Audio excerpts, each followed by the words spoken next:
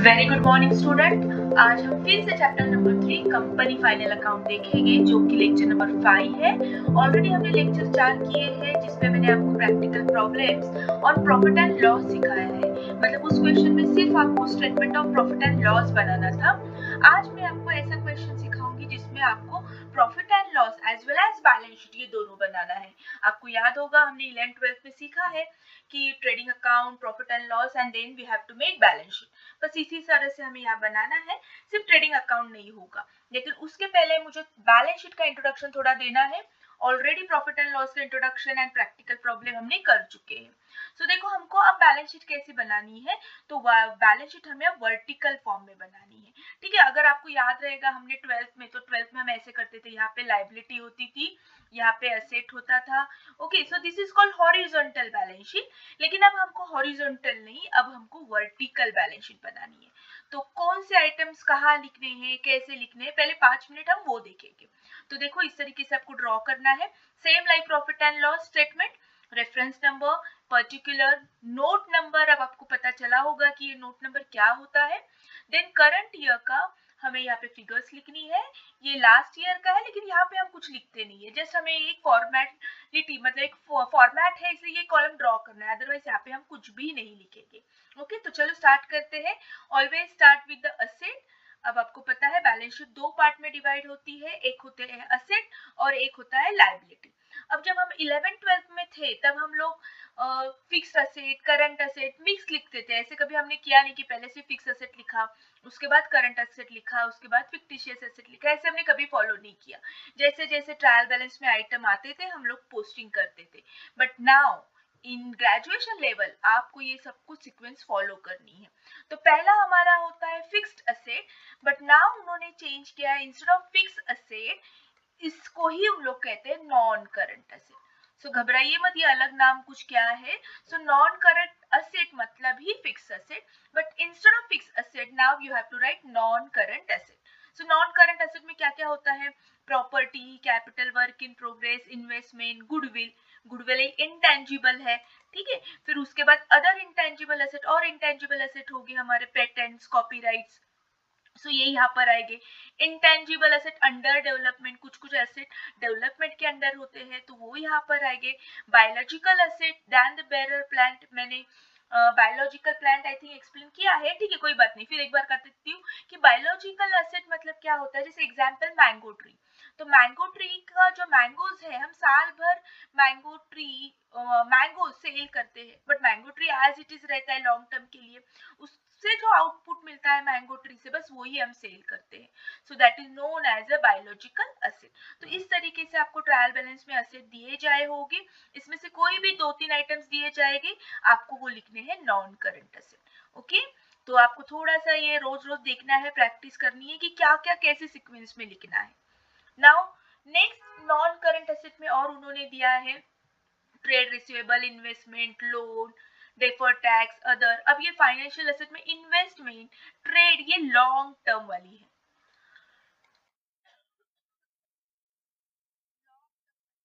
ठीक है। क्योंकि सेम ये पार्ट ये यहाँ पर भी आने वाला है, तो आप कंफ्यूज हो जाओगे कि ट्रेड इन्वेस्टमेंट यहाँ पर भी दिए, ट्रेड रिसीवेबल मतलब ही बिल रिसीवेबल, मतलब ही डेटर्स, ये सब इसमें इंक्लूड्स होते हैं, ठीक है। तो नोट्स बनानी होती है, वो हिसाब से हमें यहाँ पे लिखना होता है। तो आप बोलोगे यहाँ पे भी सेम है, यहाँ पर भी सेम है, तो नहीं, दिस इज लॉन्ग टर्म। अगर वो मोर देन 12 मंथ्स रहेगी तो हमें ये नॉन करंट एसेट में लिखना है, मतलब ही फिक्स्ड एसेट में। लेकिन वही अगर शॉर्ट टर्म रहेगा, शॉर्ट टर्म इन्वेस्टमेंट रहेगी, less than 12 months, bill receivable, debtors, cash, this all will come current asset. और फाइनली टोटल एसेट। तो बेसिकली हमारी बैलेंस शीट का हाफ पार्ट जो एसेट का है, दो में ही डिवाइड होता है। एक होता है नॉन करंट एसेट, मतलब ही फिक्स्ड एसेट, और दूसरा होता है करंट एसेट। ओके, तो ये दोनों में ही बैलेंस शीट डिसाइड होती है। तो आपको बहुत ध्यान से सिर्फ बाइफरकेट करना है कि कौन सा एसेट किस में जाएगा। इस तरीके से टोटल एसेट, और आपको पता है टोटल एसेट की टोटल ये टैली किससे होनी चाहिए? Total liability. So let's move the next, liability. अब लायबिलिटी कितने भाग में डिवाइड हुई है? तो सबसे पहले ये मेन हेडिंग है, इक्विटी एंड लायबिलिटी। इक्विटी मतलब क्या, अब आपको पता है ये जो बैलेंस शीट हम बना रहे हैं ये पब्लिक लिमिटेड की बना रहे, सोल ट्रेडर की या पार्टनरशिप की नहीं, हम ये पब्लिक लिमिटेड की बना रहे, तो ऑफकोर्स शेयर कैपिटल तो हो गए उनके।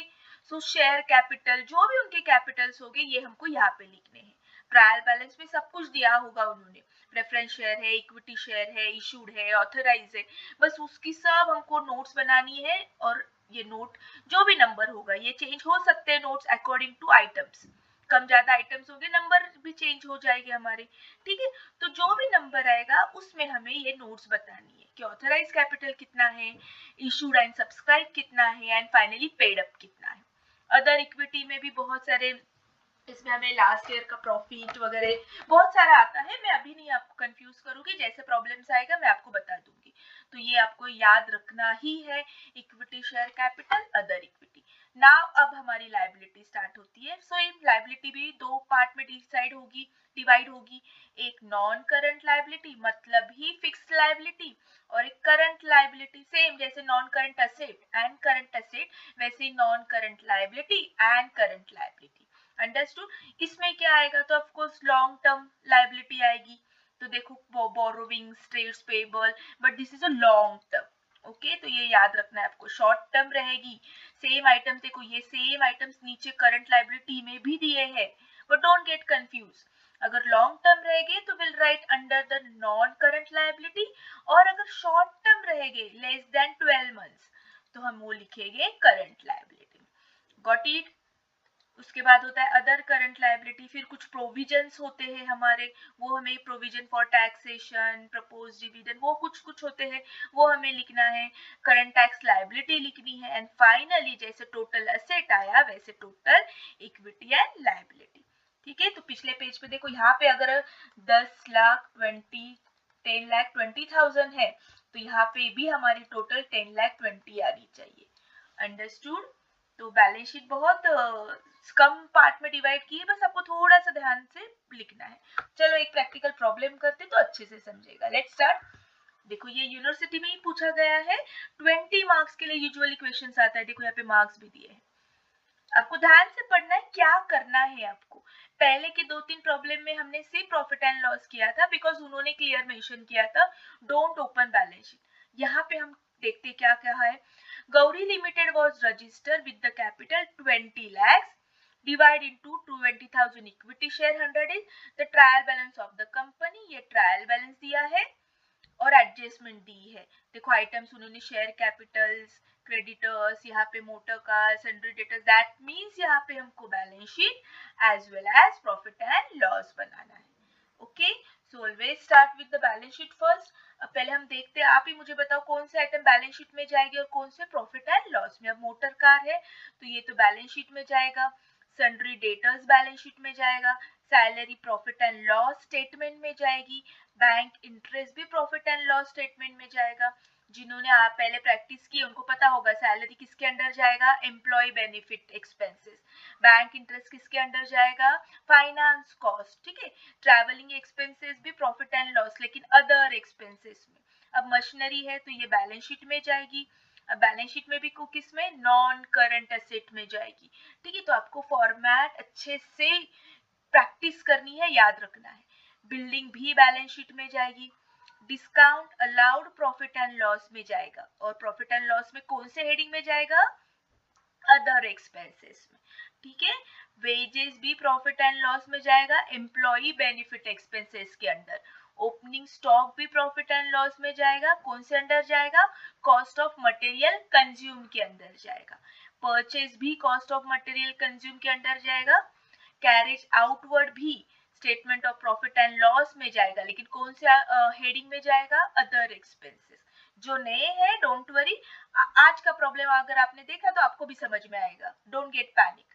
कैश इन हैंड किस में जाएगा, बैलेंस शीट में जाएगा। किसके अंडर जाएगा, कैश है, करंट है तो ये करंट असेट के अंडर जाएगा, जाएगा बैलेंस शीट में लेकिन हेडिंग किसका, करंट असेट में। प्रिंटिंग एंड स्टेशनरी ये प्रॉफिट एंड लॉस में जाएगा, अदर एक्सपेंसेस के हेडिंग में। रिपेयर्स भी जाएगा प्रॉफिट एंड लॉस में, अदर एक्सपेंसेस में। डायरेक्टर फी, ऑडिट फी, जनरल, ये सब कुछ प्रॉफिट एंड लॉस में और अदर एक्सपेंसेस के हेडिंग में जाएगा। देखो कितना आसान है पोस्टिंग। अब नाउ शेयर कैपिटल। अब share capital of course equity मतलब बैलेंस शीट में ही जाएगा, लेकिन बैलेंस शीट में कौन से हेडिंग में जाएगा? इक्विटी कैपिटल, अभी मैंने एक्सप्लेन किया है लास्ट स्लाइड में। Then sales profit and loss में जाएगा, लेकिन किस में जाएगा, कौन से हेडिंग में जाएगा? रेवेन्यू फ्रॉम द ऑपरेशन, जो हम एक नंबर नोट बनाते हैं। ओके, सन्ड्री क्रेडिटर्स भी बैलेंस शीट में जाएगा, लेकिन किस में जाएगा, कौन से हेडिंग में जाएगा? करंट लायबिलिटी में। डिबेंचर भी बैलेंस शीट में जाएगा, ये जाएगा बोरोविंग में। Profit and loss, okay now इसको थोड़ा सा सर्कल करके रखो भैया, ये बीच में ट्रायल बैलेंस में प्रॉफिट एंड लॉस में क्यों आया है और वो भी क्रेडिट साइड में क्यों आया है, तो याद रखना है जब भी ट्रायल बैलेंस में प्रॉफिट एंड लॉस आया है क्रेडिट साइड में तो वो हमारा होता है लास्ट ईयर प्रॉफिट। ओके, तो देखो because profit and loss, if you know the rules, nominal account debit all expenses, credit all income and gains and profit, so ये हमारा लास्ट, यही अगर इधर दिया होता ना डेबिट में तो वो लॉस कंसिडर किया होता। अंडरस्टूड? तो चलो हो गया। अब adjustment, every adjustment has two effect. अब यहाँ पे तो हमको दोनों बैलेंस शीट भी बनानी, statement of profit and loss भी बनाना है, तो हर एक में दो इफेक्ट जाएगा। तो स्टॉक है तो ये 31 मार्च है, मतलब ये क्लोजिंग स्टॉक है, ठीक है, तो एक इफेक्ट प्रॉफिट एंड लॉस में ऑफ कोर्स जाएगा और दूसरा इफेक्ट बैलेंस शीट में, दो ही में। सेम आरडीडी, ये जैसे जैसे एडजस्टमेंट हम करेंगे हमको समझ में आएगा, इसको आप सर्कल करो, ये थोड़ी आपके लिए नई एडजस्टमेंट होगी, बाकी तो हमने 11-12 में पढ़ी है। ओके, सिर्फ फॉर्मेट चेंज हुआ है, बाकी items adjustment all are similar. चलो लेट्स स्टार्ट, पहले हम बैलेंस शीट से शुरुआत करते हैं। देखो बैलेंस शीट हमें ड्रॉ करनी है, यहाँ पे लिखो आप बैलेंस शीट एज, और ऊपर थोड़ा सा लिखो, मेरे इधर जगह नहीं है, फिर पीपीटी का स्लाइड कम गिरती है इसलिए मैंने नहीं लिखा, आप लिखो यहाँ पे पूरा। तो पहले हम बैलेंस शीट बनाएंगे। अब बैलेंस शीट में आप कैसे बनाओगे, तो पहले नॉन करंट एसेट, देखो ये मैंने एक्सप्लेन किया है, करंट एसेट तो हो गया हमारा टोटल एसेट हो गया, तो देखो हमारा non current asset, current asset, total asset, asset side complete.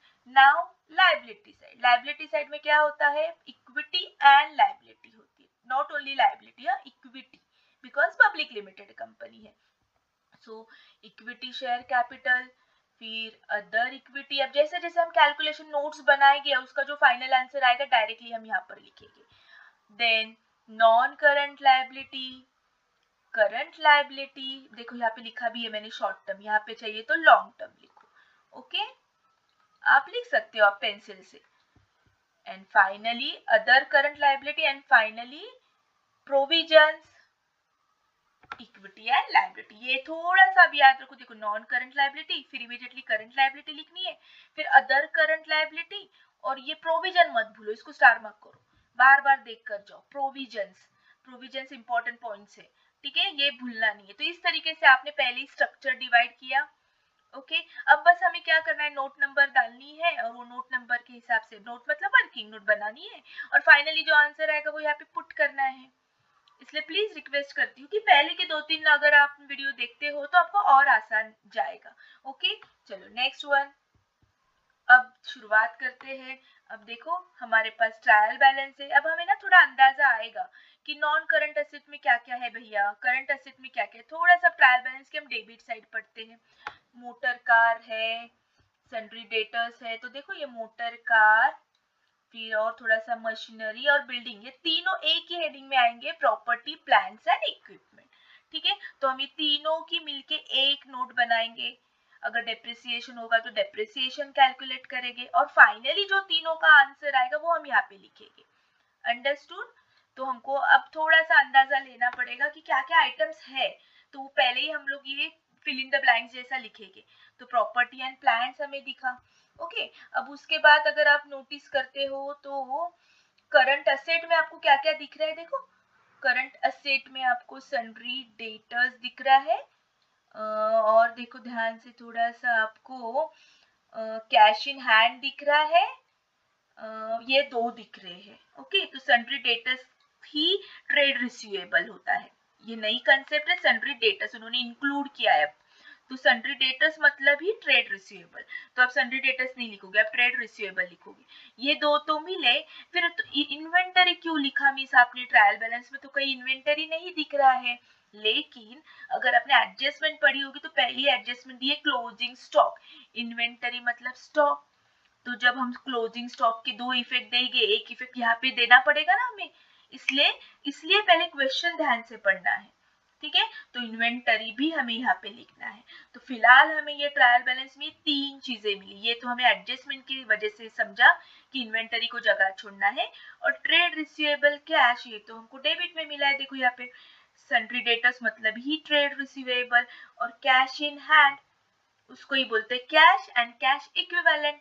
हो सकता है कैश बैलेंस भी हो, कैश एट बैंक भी हो, ओके। तो वो सब की टोटल हमें यहाँ पे लिखनी है, बट उसके लिए हमें नोट्स बनाने। तो देखो नोट नंबर दे दो, मतलब हम जो भी क्लोजिंग स्टॉक वगैरह लिखेंगे 2 नंबर में लिखेंगे, उसका जो भी आंसर ट्रेड रिसीवेबल अगर आरडीडी रहेगा डेटर्स में से माइनस करेंगे, और फिर फाइनल अमाउंट यहाँ पे लिखेंगे। कैश अगर कैश एट बैंक होगा, कैश इन हैंड होगा, फिर हम उसके टोटल करके फाइनली यहाँ पे लिखेंगे। तो यहाँ पे सिर्फ हमें मेन हेडिंग्स लिखने हैं, वर्किंग नोट तो हम इन हिसाब से करेंगे। अंडरस्टूड। तो देखो करंट एसेट हमारा कंप्लीट हो चुका है। नाउ अब लायबिलिटी बची है, तो चलो अब ये तो हमने लिख चुके हैं, देखो ये हो गया हमारा। अब लायबिलिटी में देखते हैं हमें क्या क्या मिलता है। लायबिलिटी क्रेडिट साइड तो बहुत ही छोटी है ट्रायल बैलेंस की, शेयर कैपिटल। तो देखो हमें यहाँ पे शेयर कैपिटल के लिए जगह छोड़ी है, और छोड़ना ही है, बिकॉज पब्लिक लिमिटेड कंपनी है, विदाउट इक्विटी उनका होगा ही नहीं आगे, ठीक है। सो शेयर कैपिटल। अब और क्या है, क्रेडिटर्स दिख रहे हैं, डिबेंचर दिख रहे हैं, प्रॉफिट एंड लॉस दिख रहा है। तो अब हमको समझ में आ रहा है सन्ड्री क्रेडिटर्स ये किस में जाएगा, करंट लायबिलिटी में। चलो लाइन से देखते हैं। अदर, अच्छा पहले अदर इक्विटी, अदर इक्विटी भी 6 नंबर, अदर इक्विटी में हम क्या लिखेंगे, तो डोंट वरी, ये थोड़ा सा ना इसको स्टार मार्क करो, इसमें थोड़ा कैलकुलेशन है ये वाली थोड़ा, ओके। फिर नॉन करंट में हमें क्या दिख रहा है, बोरोविंग्स दिख रहा है ना, डिबेंचर, मैंने जब कहा ना डिबेंचर, तो ये लॉन्ग टर्म, यूजुअली डिबेंचर ये लॉन्ग टर्म होते हैं, ठीक है। तो वो हम लिखेंगे नॉन करंट लायबिलिटी में। करंट लायबिलिटी में हम क्या लिखेंगे, ट्रेड्स पेएबल। सन्ड्री क्रेडिटर्स का मतलब ट्रेड्स पेएबल, सन्ड्री डेटर्स का मतलब ट्रेड्स रिसीवेबल। ये वर्ड थोड़े याद रखो क्योंकि अब चेंज हुआ है, अब इन्होंने ये इसको ट्रेड पेबल्स बना दिया है, ट्रेड रिसीवेबल बना दिया। तो देखो हमको अंदाजा आ गया है कि हमको इसमें क्या क्या किस किस चीज की नोट बनानी जरूरी है। अंडरस्टूड। सो आपकी notes according to trial balance item it may get change. अगर ज्यादा यहाँ पे करंट एसेट होते तो यहाँ पे 2 3 4 5 6 7 आते, फिर यहाँ पे 8 9 10 11 ऐसे होता, तो ये चेंज हो सकता है। तो नोट नंबर लर्न करने की जरूरत नहीं है। तो बस अब हमें करना ही क्या है, अब एक एक नोट कंप्लीट करनी है। तो चलो पहले प्रॉपर्टी प्लान देखते हैं। ओके देखो ये हो गया प्रोविजंस नोट्स, ये आपको लिखना ही है।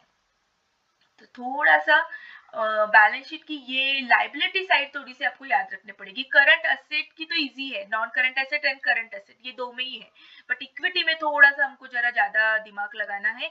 Equity share capital, other equity, non current liability, other current liability and provision, ये थोड़ा सा आपको 1 2 3 4 5 6 ये लर्न ही करना है। आप इसके शॉर्टकट कुछ बनाओ लर्न करने के लिए या बार बार लिखो, ओके। तो चलो अब स्टार्ट करते हैं। So let's start. पहले हम plant and machinery, motor car की वैल्यू कितनी दी है 3,70,000, डायरेक्ट आउटर में लिखो बिकॉज इस पे कोई डेप्रिसिएशन वगैरह नहीं दिया एडजस्टमेंट में।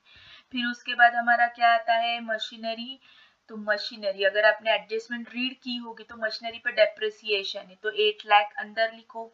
देन बिल्डिंग पे भी उन्होंने बोला है डेप्रिसिएशन, तो ये भी लिखो, ओके। तो हो गया हमारा प्रॉपर्टी एंड प्लान। अब नेक्स्ट हम किधर जाते हैं, इन्वेंटरीज अभी तक आया नहीं है। इन्वेंटरीज ये हमें कब मिलेगा, इन्वेंटरीज मतलब क्लोजिंग स्टॉक, और ये हमें कब मिलेगा एडजस्टमेंट के वक्त। तो फिलहाल यहाँ पे जगह छोड़ दो, ठीक है। जब एडजस्टमेंट शुरू कर देंगे तो लिख देंगे हम क्लोजिंग स्टॉक यहाँ पे। अब स्लोली हमें स्टेप वाइज जाना है, तो यहाँ पे तो फिलहाल हम कुछ नहीं लिखेंगे। ट्रेड रिसीवेबल में हमें क्या मिला था, डेटर्स मिला था, तो लिखो डेटर्स। इनर में लिखो क्योंकि ये एडजस्टमेंट अगर आप देखोगे तो वहाँ पे आरडीडी है, तो हमें यहाँ पे माइनस आरडीडी करना होगा।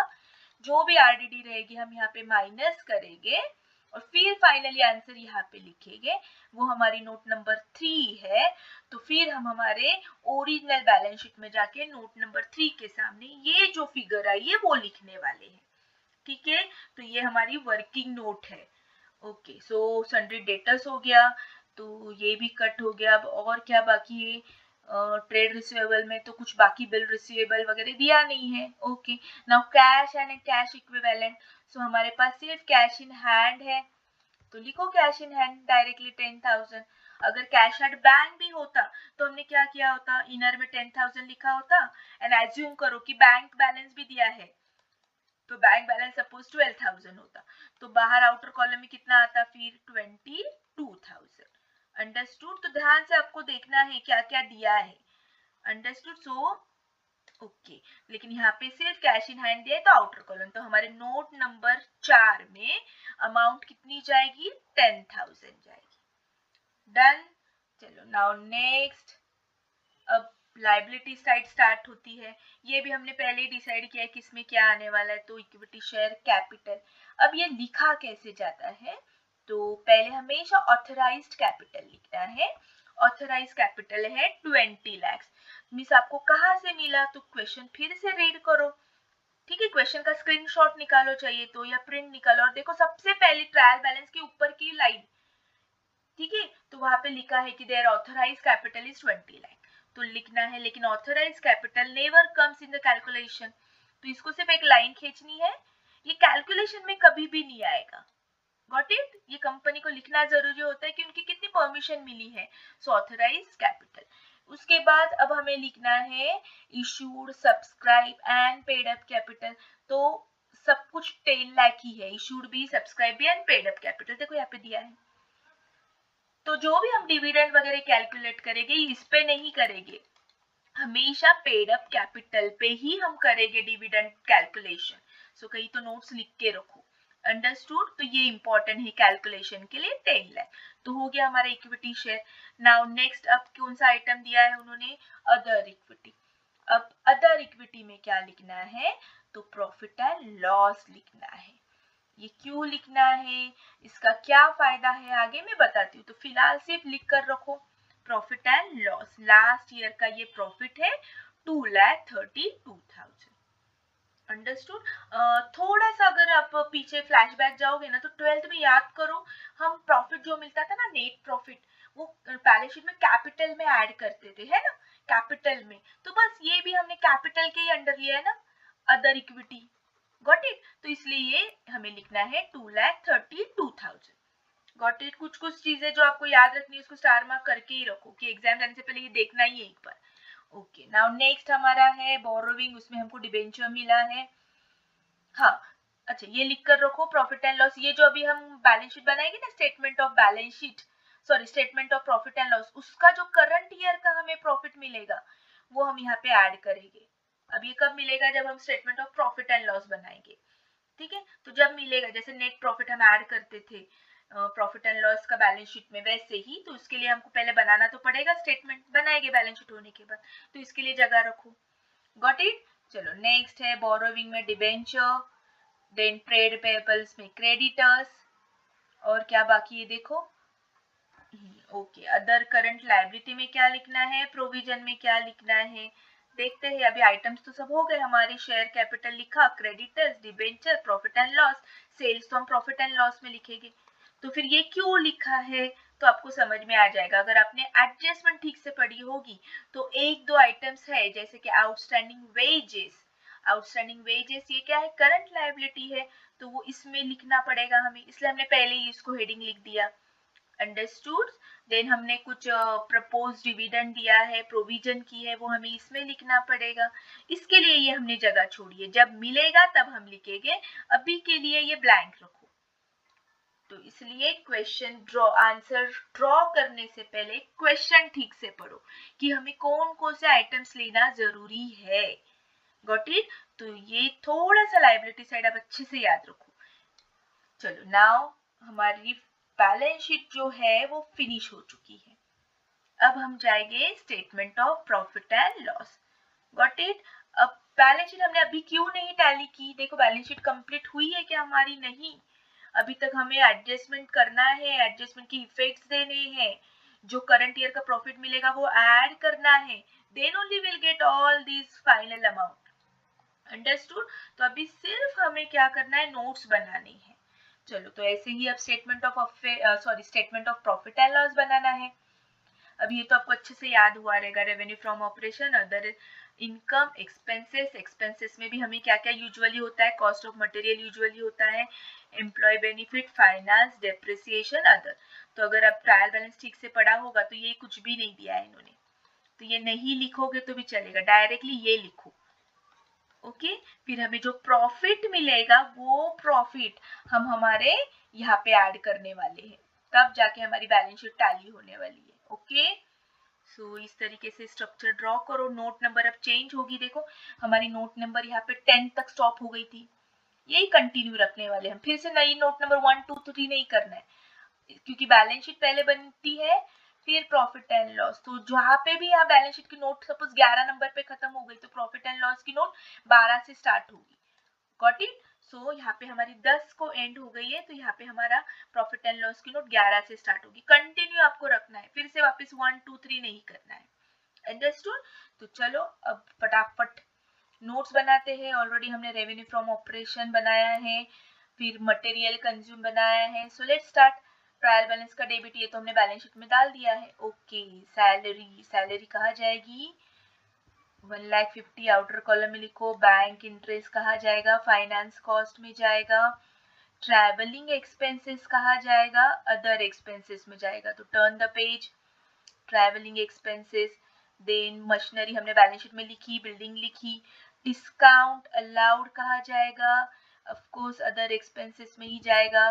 देखो, ठीक है। अब वेजेस कहाँ जाएगा, फिर से पेज टर्न करो, पीछे करो, देखो एम्प्लॉय की इधर जाएगा, बट वेजेस इनर में लिखो। आउटस्टैंडिंग वेजेस एडजस्टमेंट है, यहाँ हम करने वाले हैं आउटस्टैंडिंग वेजेस, ठीक है। अब वेजेस हो गया। ओपनिंग स्टॉक एंड परचेस रखिए जगह हमने यहाँ पे, ओपनिंग स्टॉक एंड परचेस 3,70,000 हो गया। ओके, आ रहा है समझ में? ये ऑलरेडी हमने पोस्टिंग कर चुके हैं बैलेंस शीट में, ये अभी किए हमने। देखो डेबिट साइड परचेस और है हमारा ट्रायल बैलेंस, ये कर दिया है हमने। अब कैरेज आउटवर्ड कहा जाएगा, carriage outward, other expenses, and ये बाकी के भी यहाँ से लेके यहाँ तक। कैश इन हैंड तो ऑलरेडी बैलेंस शीट में हमने पोस्टिंग कर चुके हैं। Printing, repairs, director fee, audit fee, general expenses, sorry, all will go other expenses. हो गया डेबिट साइड कंप्लीट हमारी। जो बैलेंस शीट में असेट साइड जाना था वो असेट साइड पोस्ट कर दिया, जो एक्सपेंसेस थे वो एक्सपेंसेस साइड पोस्ट कर दिया। धीरे धीरे हमारा trial balance debit side finish हो गई। ओके, नाउ क्रेडिट साइड बाकी है। तो क्रेडिट साइड का ऑलरेडी ये वाले आइटम्स तो हमने ऑलरेडी बैलेंस शीट में लिखे हैं, तो बचा ही क्या प्रॉफिट एंड लॉस स्टेटमेंट के लिए, सिर्फ सेल्स 10,50,000 लिखो। And thank god sales return वगैरह कुछ भी नहीं है, तो डायरेक्टली आउटर कॉलम 10,50,000। तो नोट नंबर 11 में हम अमाउंट कितनी लिखेंगे, 10,50,000। अदर इनकम तो दिया ही नहीं है, तो नहीं ड्रॉ किया होता तो भी चला होता, या ठीक है ब्लैंक कर दो, कोई प्रॉब्लम नहीं। सो इस तरीके से हमारा statement of profit and loss भी हो गया। ठीक है, ये अभी तक कंप्लीट क्यों नहीं किया है, एडजस्टमेंट बाकी है। क्लोजिंग स्टॉक अगर रहेगा तो हमको यहाँ पे क्लोजिंग स्टॉक क्या करना होता है, माइनस करना होता है। यहाँ पे आउटस्टैंडिंग वेजेस है, इसलिए हमने ये कंप्लीट नहीं किया है। अब जैसे जैसे एडजस्टमेंट करेंगे कंप्लीट करते करते जाएंगे। Okay, so let's start with the adjustment. क्या है पहली एडजस्टमेंट, स्टॉक 31 मार्च क्लोजिंग स्टॉक 60,000। तो सिंपल है, स्टॉक है तो एक इफेक्ट कहा जाएगा, हमारा स्टॉक है तो यहाँ से पहले क्लोजिंग स्टॉक माइनस करो। सो अब हमें फाइनल अमाउंट मिल गई, तो नोट नंबर 13 की फाइनल अमाउंट हमारी क्या है, 3,10,000। अंडरस्टूड? तो इसका एक इफेक्ट हो गया। अब एक इफेक्ट अगर प्रॉफिट एंड लॉस में देते तो दूसरा इफेक्ट ऑफकोर्स बैलेंस शीट में। बैलेंस शीट में किधर, तो बैलेंस शीट में भी हमने हेडिंग्स बनाया है, इन्वेंटरीज के लिए जगह रखी है, हमको पता था एडजस्टमेंट है, बस हो गया। तो इन्वेंटरीज नोट नंबर 2, इन्वेंटरीज हम अमाउंट कितनी लिखेंगे, 60,000। ठीक है, ओके। नाउ सी बहुत स्लो हो रहा है, फिर स्लो होगा तो वीडियो बड़ा होता है, इसलिए मैं थोड़ा फास्ट कर रही हूँ। Next, provide RDD on debtors 4300। Of course debtors पे है तो डेटर्स में से माइनस होगा, तो एक इफेक्ट तो हम डेटर्स में से माइनस करेंगे, इधर ही देखो, ठीक है। तो ये एक इफेक्ट तो हो गया। अब हमारी फाइनल फिगर डेटर्स की आएगी 91,700। तो नोट नंबर 3 के सामने हम कितनी अमाउंट लिखेंगे? 91,700। अंडरस्टूड। सो ये हो गया एक इफेक्ट। अब दूसरा इफेक्ट कहा जाएगा, अगर एक इफेक्ट बैलेंस शीट में दिया है हमने, तो दूसरा इफेक्ट प्रॉफिट एंड लॉस में अदर एक्सपेंसेस। देखो अदर एक्सपेंसेस में आरडीडी आ गई 4,300। डन। आई होप आपको समझ में आया। तो फाइनली जो अदर एक्सपेंसेस है, हमारी फाइनली फिगर मिल गई 2,24,300। तो जो नोट नंबर 17 है उसके सामने हम कौन सी अमाउंट लिखेंगे? 2,24,700। आप खुद भी एक बार कैलसी से कैलकुलेट करो, हो सकता है कभी कभी घाई गड़बड़ी में अमाउंट नीचे ऊपर होती है, ठीक है। सो आप भी ट्राई करना है 2,24,300 कैसे आया है। अंडरस्टूड। चलो तो ये भी हो गया। नाउ डेप्रिसिएशन, मशीनरी पे 10 एंड बिल्डिंग पे 5%। कहाँ लिखी हमने मशीनरी? नोट बनाई है ना हमने, property plants and equipment, note number 1। तो देखो मशीनरी पे 10% करो 80,000, बिल्डिंग पे 5% करो, देखो तो फाइनल फिगर हमारी हो गई। इसकी लिखी बाहर, इसकी लिखी बाहर, और अब इस 1 2 3 ये तीनों की टोटल आ गई है हमारी 50,65,000। तो नोट नंबर 1 में हम डायरेक्टली कितना लिखेंगे? 50,65,000। अंडरस्टूड। ओके चलो, every adjustment also two effect, ये एक एक बार दिया है हमने। दूसरा इफेक्ट कहा जाएगा डेप्रिसिएशन का, of course profit and loss में, और खास उसका हेडिंग हमने लिखा है नोट नंबर 16। तो मशीनरी का डेप्रिसिएशन 80 + 25, इट कम्स कितना आएगा? 1,05,000। तो ये डायरेक्ट नोट नंबर 16 में हम ये दो फिगर नहीं लिखेंगे, हम डायरेक्टली कौन सी लिखेंगे? 1,05,000। अंडरस्टूड। क्यों नोट्स हम बना रहे हैं? ताकि डायरेक्टली अमाउंट हम प्रॉफिट एंड लॉस में लिखे। चलो नेक्स्ट वन। अब कौन सी एडजस्टमेंट हो गई? ये 1 2 3 तो हो गई। Now outstanding wages 10,000। So of course wages के लिए भी तो हमने यहाँ जगह छोड़ी है, देखो यहाँ पे वेजेस 1, ठीक है। तो 10,000 ऐड करो, सो ये आ गई 90,500। अंडरस्टूड।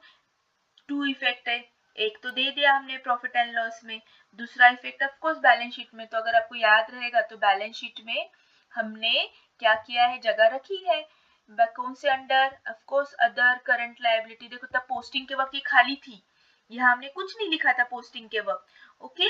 बट अब हमें पता था, हमने एडजस्टमेंट पहले ही पढ़ी थी ना, तो हमको पता था आउटस्टैंडिंग वेजेस के लिए हमें ये हेडिंग बनाना ही होगा। तो नोट नंबर 9 में हम कितना लिखेंगे? Outstanding wages 10,000। अंडरस्टूड, ये वाला। चलो next one. Now director declare the final dividend, इसको स्टार मार्क करो। ये बाकी के सब हमने 11 12 में सीखे हैं। Director declare final dividend 5% on paid up capital, always paid up capital. अब यहाँ पे तो दिया है, नहीं दिया होता तो भी हमने पेड अप कैपिटल पे ही किया होता। पेड अप कैपिटल कितना है? 10 लाख। 10 लाख का 5% आता है 50,000।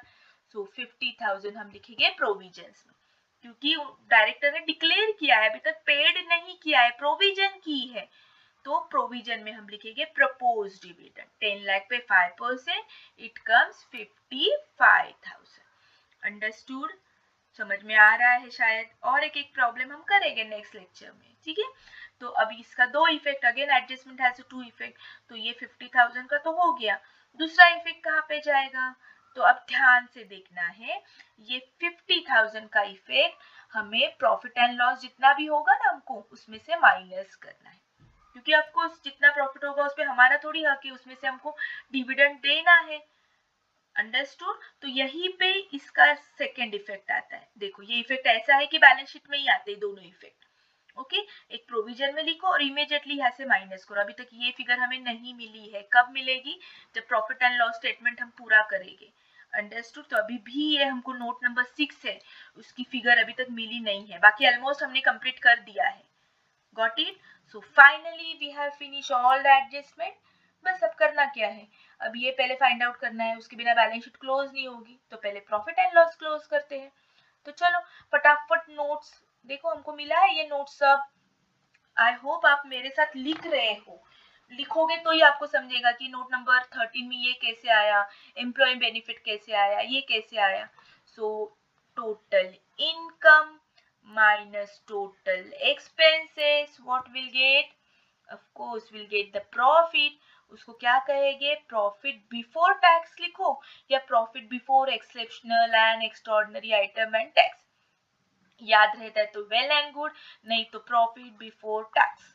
ओके, कितना मिला हमें, 1,66,700। बस अब ये हमें यहाँ पे फिल इन द ब्लैंक्स हमने जगह रखी है, यहाँ पे लिख डालो। तो ये लास्ट ईयर का प्रॉफिट, ये करंट ईयर का प्रॉफिट, टोटल प्रॉफिट 3,98,700। लेकिन इस पे पूरा हमारा हक नहीं है, इक्विटी शेयर वालों का हक नहीं है, उसमें पहले प्रपोज डिविडेंड माइनस करना है। So finally 3,48,700। So done. अब हमारे बैलेंस शीट भी देखो कंप्लीट हो गई सब कुछ। बस अब ये नोट्स जो है ये फिगर फटाफट डाल दो, नोट नंबर 1, नोट नंबर 5, 6, 7 जो भी है। Let's start. So fill in the blanks हो गए हमारे, देखो नोट नंबर 1 के सामने हम क्या डालेंगे, नोट नंबर 2 के सामने हम क्या डालेंगे, ठीक है, नोट नंबर 3 के सामने, ये सब हमें अब से फिल इन द ब्लैंक्स करना है। सो सी आर बैलेंस शीट हो गया, बस बैलेंस शीट टैली हो गई। ये सब हमने नोट्स बनाए, बस यहाँ पे फटाफट फिल इन द ब्लैंक्स कर दिया। सो इसकी टोटल ये सब कर दिया, एंड एज यू नो कि total asset should get tally with the total liability, and finally हो गया। आई होप आपको समझ में आया है। वीडियो थोड़ा सा बड़ा है, थोड़ा सा स्लो सिखाया है, आप ट्राई करो, फ्रेंड्स के साथ जरूर शेयर करना है। So thank you so much, have a nice day, bye bye.